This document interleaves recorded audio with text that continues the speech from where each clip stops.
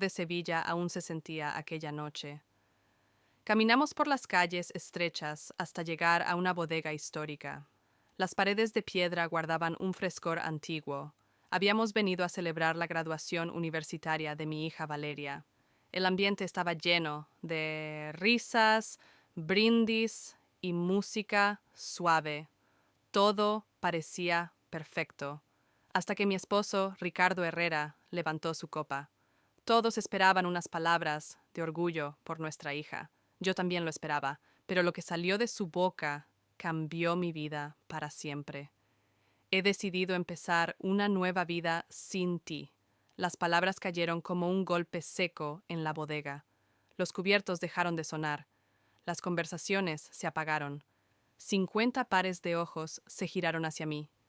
Esperaban lágrimas, gritos, un escándalo. En lugar de eso, ofrecí algo distinto, una sonrisa. Te felicito por tu sinceridad. Mi voz no tembló. En ese momento entendí que estaba despertando. Mi nombre es Elena Márquez. Tengo 50 por 4 años. Y durante décadas dejé mis propios sueños para sostener los de Ricardo. Él cambió de trabajo varias veces. Yo trabajé sin descanso en Finanzas Iberia S.A. Él perdió dinero en negocios fallidos. Yo aseguré los ahorros para la educación de Valeria. Pero aquella noche todo cambió. A mi lado, Valeria estaba blanca como el papel. Debería haber estado sonriendo, con su birrete aún en la cabeza. En cambio, estaba paralizada por el horror. Yo no podía derrumbarme delante de ella. En una mesa al fondo estaba Camila Ortega, la misma mujer que había asistido a nuestras fiestas, que se había presentado como amiga, y que en realidad era la amante de mi marido. Con calma saqué un sobre color crema de mi bolso y lo dejé al lado del plato de Ricardo. ¿Qué es esto?, preguntó, perdiendo su aire triunfante. Algo para leer más tarde. Me incliné hacia Valeria, besé su mejilla y le susurré: Estoy orgullosa de ti, hija. Este día sigue siendo tuyo. Me puse de pie, acomodé mi vestido y miré a los presentes. Disfruten de la cena. Les deseo una agradable velada. Caminé hacia la puerta con la cabeza erguida. Sentí cada mirada clavada en mi espalda. La pesada puerta se cerró y las voces quedaron atrás. Afuera, el calor sevillano me envolvió. Por primera vez en años, respiré con libertad. Detrás de mí, la puerta volvió a abrirse. Escuché los pasos de Ricardo y su voz, ahora rota y nerviosa. «Elena, ¿qué demonios es esto? ¿Qué has hecho?» Seguí caminando sin girarme. La sonrisa volvió a mis labios, porque en ese sobre comenzaba la venganza que llevaba meses planeando. Yo siempre había sido la práctica, la que mantenía todo en orden, y esa noche decidí no seguir siendo un personaje secundario en su historia. Al salir de la bodega, no sentí tristeza, sentí algo mucho más poderoso: libertad. 3 meses antes de aquella cena, ya había empezado a sospechar de Ricardo. Después de 20 años gestionando las finanzas de la familia, cualquier irregularidad llamaba mi atención. Noté transferencias pequeñas a una cuenta desconocida. No eran sumas grandes, pero eran constantes, como gotas de agua que terminan llenando un vaso. Podría haberlo confrontado en ese mismo instante, pero algo me detuvo. Quizás fue intuición, o tal vez la distancia creciente entre nosotros en el último año. Decidí observar en silencio, y lo que descubrí superó mis peores miedos. Ricardo llevaba más de un año moviendo dinero a esa cuenta secreta. Con ese dinero, invitaba a Camila a restaurantes caros, le compraba joyas e incluso visitaban agencias inmobiliarias en la costa de Valencia. Mientras tanto, en casa, me repetía que teníamos que ahorrar para la jubilación. Una noche dejó su teléfono sin bloquear. Fue como abrir una ventana a otra vida. Mensajes de amor, planes de mudarse juntos y, lo peor, comentarios sobre cómo anunciaría nuestra separación el mismo día de la graduación de Valeria. Todo estaba calculado. Lo que Ricardo había olvidado, o quizá nunca entendió, es que yo era profesional de las finanzas desde hacía 30 años. Sabía seguir rastros de dinero, sabía encontrar activos ocultos, y sobre todo recordaba algo que él quería olvidar: el acuerdo prenupcial que firmamos al casarnos. Ese documento que él mismo insistió en tener incluía una cláusula de fidelidad. Si uno de los dos traicionaba al otro, el culpable perdería gran parte de los bienes. Lo irónico es que fue Ricardo quien lo exigió, pensando que así protegía su futuro. Ahora sería su ruina. Comencé a recopilar pruebas con calma, imprimí extractos bancarios, guardé copias de correos y mensajes. Incluso tomé fotos de él y Camila entrando en hoteles y restaurantes. Cada detalle era una pieza de un rompecabezas que lo dejaría sin defensa. Consulté en secreto con un abogado, Gabriel Muñoz. Nos reuníamos en su despacho en Sevilla, un lugar discreto, lejos de miradas curiosas. Gabriel escuchaba, tomaba notas y me decía una y otra vez: Elena, tienes un caso sólido. Solo necesitas paciencia y tiempo. Mientras Ricardo planeaba su gran salida, yo preparaba el terreno legal. Él quería esperar hasta después de la graduación para no manchar el día de nuestra hija. Yo decidí que ese sería precisamente el escenario perfecto para desenmascararlo. Guardé todos los documentos en una carpeta oculta. Hice copias en un disco externo y las dejé en casa de mi hermana Lancia. Sabía que si Ricardo sospechaba algo, intentaría destruir pruebas. Yo siempre iba 3 pasos adelante. A veces me preguntaba si valía la pena tanto esfuerzo. Podría haberlo dejado sin más. Pero cada vez que veía a Valeria estudiar de madrugada, recordaba que él planeaba traicionar no solo a mí, sino también a su propia hija. Entonces mi determinación se volvía de hierro. El día de la graduación llegó. Yo ya había presentado la demanda de divorcio, con todas las pruebas adjuntas. Los documentos estaban en el tribunal, aunque Ricardo aún no lo sabía. Su discurso en el restaurante no me sorprendió. Al contrario, fue la confirmación de que mi plan estaba funcionando. Después de la cena en la bodega, no volví a mirar atrás. Conduje hasta nuestra casa en Sevilla, una vivienda amplia en el barrio histórico, con balcones de hierro forjado y recuerdos colgados en cada pared. Pero al entrar, todo me pareció ajeno. Subí al dormitorio principal. En el fondo del armario encontré varias maletas. Ya estaban llenas con la ropa de Ricardo. Él había planeado marcharse al día siguiente, dejándome la casa como si fuera un hotel abandonado. Sonreí. Siempre meticuloso con su ropa, siempre descuidado con lo esencial. Mi teléfono vibraba sin parar, mensajes de amigos desde el restaurante, de mi hija Valeria, incluso de mi cuñada Lucía. A todos guardé silencio, excepto a mi hija. Estoy bien, cariño. Este día sigue siendo tuyo. Hablaremos por la noche. Te quiero. 3 horas más tarde, oí el coche de Ricardo en el garaje. La puerta se abrió de golpe. ¡Elena!, gritó, entrando con el sobre en la mano. ¿Qué significa esto? ¿Me presentas papeles de divorcio el día de la graduación? Lo miré desde el salón, sentada con el portátil en las piernas. Cerré la tapa con calma y respondí con voz firme. Pensé que encajaba bien con tus planes, Ricardo. Tú querías empezar una nueva vida. Yo solo estoy facilitando la transición. Él perdió los estribos. No tenías derecho. Tenía todo el derecho, lo interrumpí. Del mismo modo que tú creíste tener derecho a elegir a Camila. Cada uno hace sus elecciones. Ricardo intentó recuperar seguridad. El prenupcial caducó hace años. Cualquier abogado lo confirmará. Yo esbocé una sonrisa tranquila. En realidad, no. La cláusula de fidelidad está vigente mientras dure el matrimonio. Deberías haberle ido con más cuidado. El color desapareció de su rostro. El contrato que él mismo había exigido ahora lo hundía.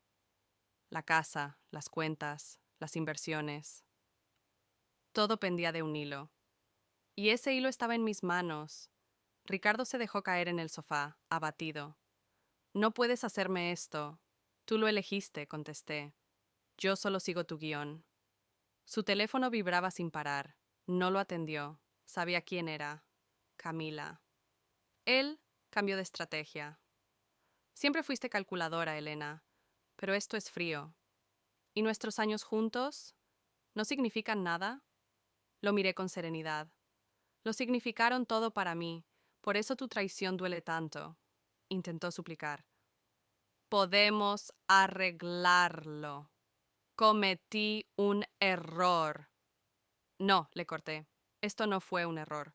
Fue un plan meticuloso, de más de un año, moviendo dinero, mintiendo a nuestra hija, preparando una huida. Saqué el móvil, abrí una grabación y reproduje su propia voz. Después de la graduación le diré que se acabó. En público no armará un escándalo. Ella confía ciegamente en mí. Ese es su punto débil. La sangre le abandonó el rostro. Se levantó de golpe. ¡Has grabado nuestras conversaciones! Eso es ilegal. No en Andalucía, cuando uno de los dos consiente. Y no grabé tus momentos privados con Camila. Solo tus planes para defraudarme. Ricardo se quedó inmóvil, sin saber qué decir. Yo tomé mi bolso y una maleta pequeña que había preparado con antelación. Pasaré la noche en casa de Lucía. Él se sobresaltó. ¿Mi hermana? Sí, respondí. Fue ella quien te vio con Camila en Navidad. Primero te enfrentó. Tú le prometiste que lo terminarías, pero no cumpliste. Entonces me lo contó todo. Aquello lo devastó. Todos me traicionan. La ironía, ¿no? Dije yo. Tú abriste la puerta a la traición. Ahora recoge lo que sembraste. Me acerqué a la puerta y añadí. Tienes hasta mañana para sacar tus cosas. Después cambiaré las cerraduras. ¿Y Valeria? Gritó con desesperación. ¿Has pensado en cómo le afecta esto? Me detuve, la rabia quemando en mi voz. No uses a nuestra hija como escudo. Tampoco pensaste en ella cuando soñabas con tu vida de playa junto a Camila. Su teléfono volvió a sonar. Ricardo miró la pantalla, frunció el ceño. Camila ya está en el apartamento. Pensaba que nos mudábamos esta semana. Yo sonreí con calma. Ese contrato nunca fue aprobado. La oficina de arrendamientos me llamó. Yo misma cancelé la solicitud. Salí por la puerta mientras él se quedaba inmóvil, con su futuro derrumbándose a su alrededor. Su nueva vida se estaba deshaciendo más rápido de lo que podía entender. Ella ya sabe todo. La mañana del juicio amaneció gris y lluviosa en Sevilla. Caminé hacia la audiencia provincial acompañada por mi abogado, Gabriel Muñoz. Llevaba conmigo una carpeta llena de pruebas, pero también una calma interior que nunca antes había sentido. Ricardo llegó unos minutos después, con un abogado joven a su lado. Ni siquiera era especialista en derecho de familia, sino en asuntos corporativos. La elección apresurada revelaba la prisa y la falta de preparación. Entramos en la sala. La jueza, una mujer de mirada severa, no parecía tener paciencia para los dramas. Comenzó revisando el acuerdo prenupcial. Este documento está en orden, dijo. ¿La defensa cuestiona su validez? El joven abogado de Ricardo tragó saliva. Balbuceó. Creemos que el acuerdo ha caducado por el tiempo transcurrido. La jueza alzó una ceja. La cláusula 18 indica claramente, durante el matrimonio y hasta la disolución legal del mismo. No hay fecha de caducidad. Ricardo se inclinó hacia su abogado, susurrando con ansiedad. La jueza continuó, implacable. Además, las transferencias ocultas de fondos violan la obligación de transparencia financiera. Por lo tanto, mantengo el bloqueo de cuentas conjuntas hasta la audiencia completa.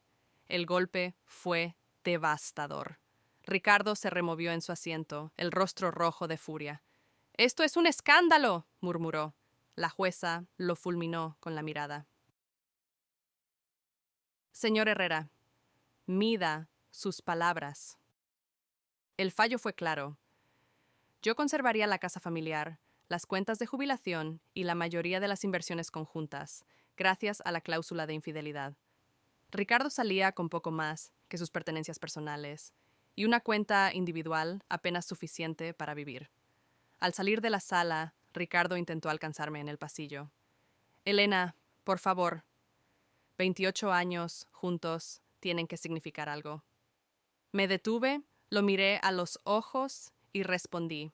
«Lo significaron todo, hasta que tú decidiste que no».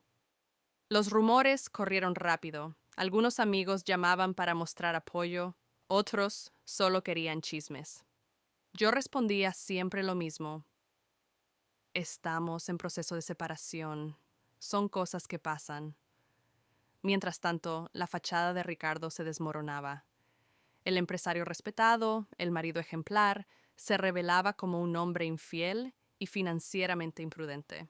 Su reputación estaba hecha pedazos. La relación con Camila tampoco resistió. A las 2 semanas, mi cuñada Lucía me llamó divertida. «¿Has oído lo último?». Camila lo dejó. Descubrió que las riquezas prometidas no existían. No quería cargar con un hombre en ruinas. Yo no me sorprendí. Ricardo siempre supo vender ilusiones. Pero esta vez, la máscara se le cayó demasiado pronto. Camila se marchó con otro, un empresario de Valencia. Mientras él se hundía, yo renacía. Usé mis ahorros privados, los que siempre mantuve separados, y abrí mi propio despacho. Márquez Consultoría Financiera. Pequeño, pero mío. Mis primeras clientas fueron mujeres como yo, en medio de divorcios, viudas o cambiando de carrera.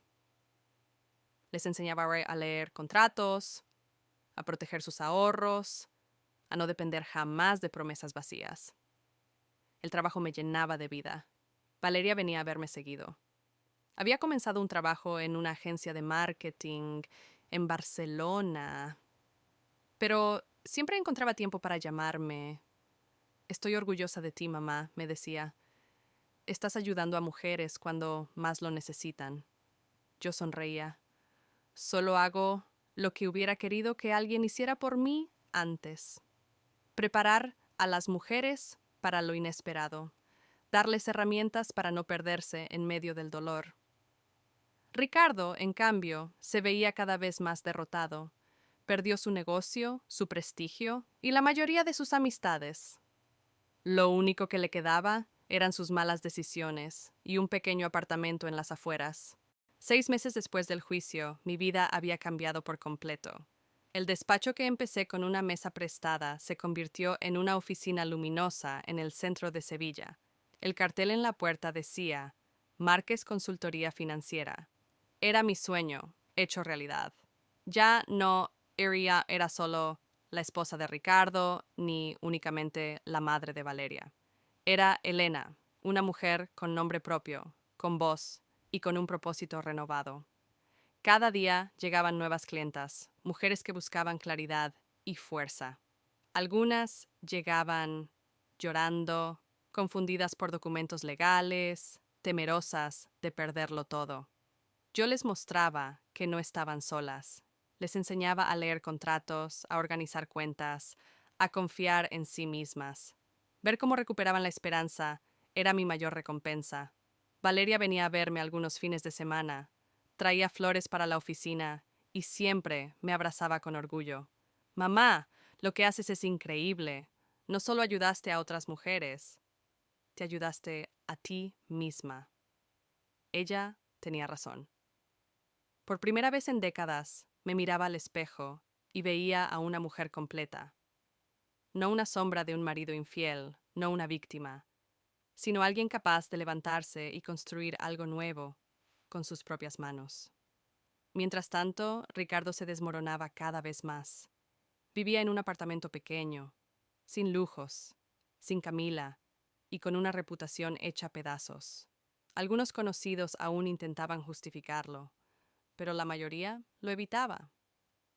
Un día nos cruzamos en el pasillo de un tribunal cuando acudí a firmar los últimos papeles. Él me miró con ojos cansados. Cometí un error terrible, susurró. ¿Hay alguna posibilidad de volver atrás? Yo respiré hondo y respondí: No, Ricardo, esa puerta está cerrada. Por primera vez lo vi aceptar la realidad. Asintió en silencio, y por un instante pensé que quizá había comprendido al fin el precio de sus decisiones. Espero que seas feliz, Elena, dijo, y me marché, ligera como nunca. El tiempo pasó, mi consultoría creció. Contraté a 2 asociadas y juntas ayudábamos a decenas de mujeres cada mes. La prensa local incluso publicó un artículo sobre mi labor social y profesional. El título decía: De traición a transformación, la historia de Elena Márquez. Una tarde, Valeria y yo caminábamos por la orilla del Guadalquivir. El sol se ponía, tiñendo de oro el agua. Ella me tomó de la mano. ¿Sabes qué es lo más irónico, mamá? Si papá hubiera sido honesto desde el principio, tal vez habría conservado la mitad de todo. Sonreí con calma. A veces las personas son ciegas por la ambición. Creen que el momento lo es todo y no ven las consecuencias. Tu padre eligió su camino. Yo elegí el mío. Y estoy en paz con eso. Miré el horizonte y comprendí algo. El sobre que dejé sobre la mesa del restaurante no era solo el inicio de una venganza. Era la llave de una puerta que nunca me había atrevido a abrir. Detrás de esa puerta encontré no solo justicia, sino también renacimiento. Querida audiencia, esta fue la historia de cómo una traición puede transformarse en fuerza y libertad. Ahora quiero preguntarte a ti, ¿qué habrías hecho en el lugar de Elena? Escribe tu respuesta en los comentarios. Y si quieres escuchar más historias de venganza, suscríbete a Ecos de Venganza. Lo mejor está por venir.